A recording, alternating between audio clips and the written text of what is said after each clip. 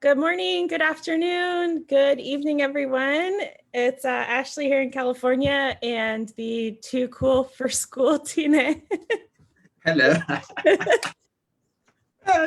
Yeah, it's a super holiday mode. Afternoon. Sorry, I'm being a bit naughty today and cheeky. Yeah, Oh my goodness, sorry. That's so annoying when that happens.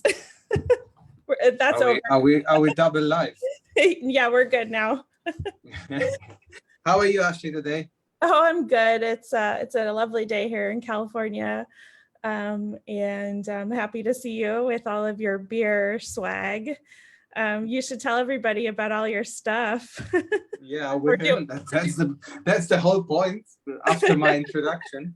It's always lovely in California. That's so stereotypic, but it's always lovely in Slovenia too. I think that's another stereotypic word, at least for this little group that we have here, is chat. So yeah, well, and you know, it's interesting too, because like where I live in California, it's like we're kind of in a bubble because a lot of the United States is just like super hot right now, and it's still like 65 degrees here like it is all year round. So it is kind of weird where I live. You have a special air condition for all the right. It's almost like the other night we almost turned the heater on at night just because my baby was a little bit cold, but yeah. Well, explain this to Canadian or to Finnish or somebody who is used to it. I know. Yeah, I mean, but talking about Slovenia, we somehow announced it last week and a couple of weeks before about our cooperation with Slovenian Tourism Board, but now it's official. So Slovenian Tourism Board will officially support our fan trip. Yay! So yeah, and they will help us with organization, and they will also host us for a day or two in their in a Slovenian incoming workshop. So Slovenian incoming workshop is an event that they usually do every year, and it's a B2B event. So they invite tour operators and agents from the whole world, everywhere in the world. They come to Slovenia for a couple of days, and they go to the farm trips, day or two farm trips, but then they also meet and have one-on-one meetings with Slovenian tourism and stuff. So on this year it will be slightly different. They will just do they will do it more in sort of like welcome back, like more relaxed. They won't push everybody too much into a business. It will be more about fun trip. It will be more about enjoying Slovenia. And so how they do it, they will invite people from 12th to 15th of September to Slovenia. Everybody will be based in Ljubljana, in capital. Why everybody in Ljubljana? Because Slovenia is tiny, it's small, and Ljubljana is right in the center of Slovenia. So you can easily do a day trips from Ljubljana. Also, Ljubljana was hit the hardest with coronavirus. So some other more remote and parts of Slovenia were more kind of a place where Slovenians would go in summer. Nobody goes to Ljubljana as a holiday destination, as if you are Slovenian. So that's why the tourists, the foreign tourists will be invited, agents and tour operators will be invited to stay in Ljubljana, and then from Ljubljana we will do the day trips of your choice. So you will be able to choose wherever you're going to go, and same will go for our group. But before and after this official Slovenian Tourism Board, we'll have our own gig as well. So we will at the start we will be somewhere, do our trip, and on the end as well. I'm happy to announce that maybe next week or week after we will be joined here by my colleague, ex-colleague, because I used to work for Slovenian Tourism Board, but still colleague as a friend, Živa from Slovenian Tourism Board. She will be our guest here. So first female guest. I'm happy that we don't have only male guests. Mm-hmm. And she will explain us all options. It will be more certain what will be on offer and everything. So it's a very exciting thing. And I think straight after we will be able to actually build the itinerary and to actually start taking your bookings to come to Slovenian farm. So yeah, that's a long. We waited for this like for another Olympics, so it was so long to wait for this, so many years. But yeah, so yeah, this is what's happening now. In terms of latest restrictions and what's happening, so Europe is slowly but surely opening up to the US guests as well. There is there was a fear of this Delta variant of Corona, but because of high percentage of people being vaccinated in at least in European Union and in the UK, the cases are up and they're expected to go down, but people hospitalized or also sadly those who die, they're not growing. So so we are happy to say that it's kind of coming, and herd immunity, it's actually happening now. It's not as it was just described a couple of months or a year ago. It's actually, I think, happening now when we are all vaccinated. So that's about it. So expecting next weeks to really start to get more concrete information about how is our trip to Slovenia going to look like, where you will have to book flight, everything from prices to everything will come in next weeks to come. But what's the topic today, Ashley? The main topic when we discover Slovenia? Beer. And I'm not going to give away the word yet, because that's what we're going to teach you at the end of this. So stay till the end to learn the Slovenian word for beer. So this is actually not my local football club, or not even, it doesn't say police in Slovenian or something, but it says Pelicon. And this is my favorite craft brewery in Slovenia. It's from my town, from Ajdovščina. It's owned by my friends, Anita and Matej. So another Matej, so believe it or not, but it's Matej and Anita, and they are the starters. They started it on Kickstarter, and back in the day, you couldn't use Kickstarter in Slovenia. So I was based in the UK, and I helped them with Kickstarter when they started. So it's kind of I was when they started this beer as well, and ever since it's become one of the most known Slovenian craft brewery. Their beer has been awarded internationally as well, and I'm really suggesting that everybody tries this beer when we come to Slovenia. Besides this, maybe we can tell a bit more about beer in Slovenia in general. You can share the screen if you want. Yeah. So beer is becoming more and more important as the wine is. And on the beginning, it wasn't taken as serious, but like everywhere else in the world, also in Slovenia, the beer is now the talking point, just because of this rise of the craft breweries and everything. Maybe it's very important to know as well that Slovenia has a very small production, but very important production of hops.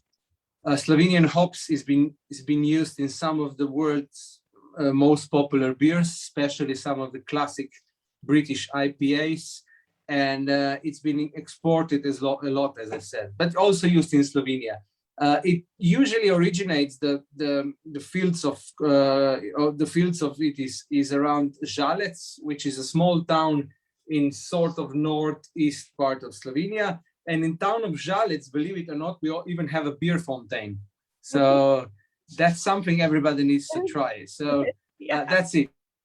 Yeah, that's what you see on the picture here is a beer fountain. So I think how it works is that you sort of buy a token, and then you come with it, and then it's outside, and you press which beer you want, and it fountains it up for you, so you can have whichever beer you have during the day. So people would go there, and when they announce it and when they put it out, it kind of became very popular. So loads of people would write about it, lots of media, and people would come to Slovenia just to see it. I mean, there was a weird expectation that there is just like a magic fountain, like a water, and you can just jump in it and have this eternal source of beer. But it's not like this, obviously. This would be too much. But besides that, there is a lot of history of beer in Slovenia. Like, history reaches back into the 12th century. When the first breweries were introduced to Slovenia, as you know, in Europe, in Central Europe, there's a huge history of breweries and beer making, especially in places like Germany and Czech and Austria. And back in the days, obviously, beer was used because they couldn't drink water. Water was too dirty, so they fermented the stuff together to make it beer, and then yeah. But there is a huge boom in Slovenia of microbreweries, as I said. Beritson is one of the main ones. There's probably 40 or 50 or maybe even 100 craft breweries in Slovenia at the moment. I would say a handful of them are the main ones which you can find around the bars and shops in Slovenia. And but the center for beer making remains around Jalec, especially in a place called Laško. Laško is a small town in Slovenia, but it's also, so if you can show, can we see my picture of me as well? Yeah, you're just not do you want me to stop screen sharing? Yeah, maybe, because I'll show you something. So Laško is the name of the most famous beer in Slovenia, or half of the Slovenians would say, come on, it's not Laško, it's Union, so Union. So, I mean, I don't have the other one as a beer, but I have a glass of it. So it's a sort of almost like a bipartisan political thing in Slovenia. Your Laško, green one, or your Union, the red one. So Union is from Ljubljana, obviously. Laško is from Štajerska part. So it's like also the main football clubs come. One is from Štajerska, the other one is from Ljubljana. Football is soccer in Slovenia. So it's this kind of a rivalry. But the irony is that a couple of years ago, Laško bought Union, so they become one company. And then straight after, Heineken bought both of them. So they are owned by Heineken. But the rivalry still exists. People would still choose like which one will you drink, and it's sort of like it's a pun. When you come to Slovenia, you can also joke with Slovenians and ask them. I wouldn't go into real political questions because they are crazy like everywhere in the world. But you can go into these political questions. So are you for Union or you're for Laško? Or you can do what I will do now. You can open a Laško and drink it from a Union glass. Nice. That's kind of like Budweiser, Coors. It's not as much of a thing anymore now, but in America, before the microbrews popped up, it was sort of like, do you like Bud or do you like Coors? Yeah. And is it the thing is that you can put a blind tasting. Nobody would know the difference, I guess.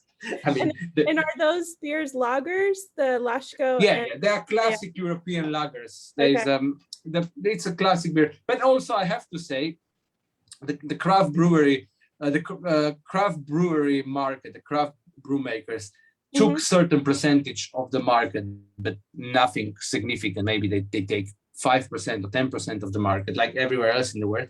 But what they did is they revived the culture of drinking beer. So before it was like, oh yeah, after work, let's have a beer, like very men's thing. Now it's sort of like everybody, like women, men, classes, this and this, everybody would drink beer. Like you will go out and it wouldn't be weird if you were order a beer like everywhere else, like nice glasses and everything. So also the two main breweries start to offer more sort of craft beers and more kind of like artisan stuff, like different packages, but the classics remain the classics. So cheers. Cheers. Na zdravie. Do you Na zdravie. I think in Germany they have two different ways to toast depending on if you're drinking beer, or like Prost is one and then they have another one. Is there two different ways to say cheers in Slovenia depending on if you're drinking beer or something else?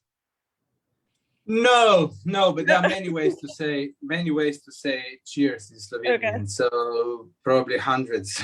Everything is a good excuse to say cheers. Sometimes they say na zdravje, as you said, that we had this word before, like na zdravje, you put wine. Or you can say cheer, you can say chin, just chin as a sound of. Sorry, my phone just dropped. No, it's just here. So just cheers as a saying. No, just chin as a sound of two glasses going together. Or you can say živio or na zdravje or saluti, as if you want to use, or prost some people use it from foreign language, but very important in Slovenia, and we had this with wine. Whenever you say cheers to somebody, whenever you say na zdravje, always look into your eyes. Yeah. Like it's a very, very bad thing if you don't look into your eyes in Slovenia. People would be a bit offended even. So when you come to Slovenia, make sure that, and you're gonna do cheers a lot, probably either with wine or beer or schnapps or water or whatever. That's why always, it's one of the first things we taught in our yeah. Don't ever go like these cheers and just look somewhere, because this is treated as kind of rude. So always straight into your eyes and cheers. And then depends of the chemistry, you can look into eyes as long as you want. Make it awkward, like yeah. yeah. Okay, I mean, awesome. I mean, there's a lot of information on Slovenian beer on Slovenian Tourism Board website, so slovenia.info. Go there, is the website we showed before, and there's a history and everything. But I mean, the beer culture, people ask about beer, tourists ask about beer. Oh, which is Slovenian beer? Oh, do you have a local beer? Yes, we do, Laško and Union, and a lot of people are into beer. And I know I met your colleague, do you remember in Charlotte when we were in that conference, there was a guy who is specialized in a beer trip. So there are beer trips as well. And yeah, it's a big thing. So why not? Many of your guests will probably ask about beer, because Europe is famous by beers, and it's a cradle of, like many other things, of the classic European lagers. So yeah, it's an exciting topic as well, like always. I mean, it's a beer. And I personally don't discriminate. I drink all of the beverages, beer, wine, schnapps. Like whatever, look, everybody's like, in the culture of 2021, everybody's welcome, no matter which color, which glass, whichever, you can mix it. It's all okay nowadays. So Laško in an Union glass, completely fine. Perfect. Yeah. So should we teach them how to say beer in Slovenian? I think it's the only logical conclusion of today's. Right? Okay, so I'm going to show you what it looks like, and I think this is one of the easier words to pronounce. So to remember. I shouldn't be too bad at pronouncing this. So let me just, so you can visualize it real quick, share it. And this is the same in some other countries, like the Czech Republic, I think too. Like there are some other countries where they use the same word, but the word is pivo. Yeah, exactly, pivo. The funny thing is that in the center of Slovenia, for some reason, probably because of the German influence, they use a slang expression for a beer, and they say pier. So pier. So P-I-R, which sounds very similar to beer. So if you beer, you say beer, but with P. Okay, and that's just central Slovenia. Well, more Ljubljana-ish, and some other part, yeah, like this. So I mean, everybody would understand it. It's a very common word, but it's not official Slovenian word for beer. Official Slovenian word for beer is obviously pivo, and it's a nice word, nice Slavic word. But both of them will get you a beer. If you say en pier or eno pivo, both would get you a beer. I'm sure nobody would not, even those who speak no English. Even if you say beer, they will get you a beer and beer. So yeah, that's it for today. All right. Well, thank you everyone for joining us. And like Tina said, stay tuned the next few weeks for more concrete details on the FAM. Thank you for tuning in, Julianne. I saw that you had asked what the dates are. It's September 10th through the 18th. And we will have our friend from the Slovenian Tourism Board joining us either next week or the following week to give a little bit more details on the Slovenian incoming workshop. And then as we knock out the details of the itinerary, we are going to be providing that information and pricing and all that fun stuff. So if you listen to any of our webisodes or tune into any of our webisodes, the next few weeks will be good times to tune in. So thank you, everybody. Thank you. Maybe open yourself a nice pint of beer, Yeah. and you can watch all our exciting episodes from last week's, and just enjoy me and Ashley being so. Yeah, we're so extra. Just joking. All right, bye everyone.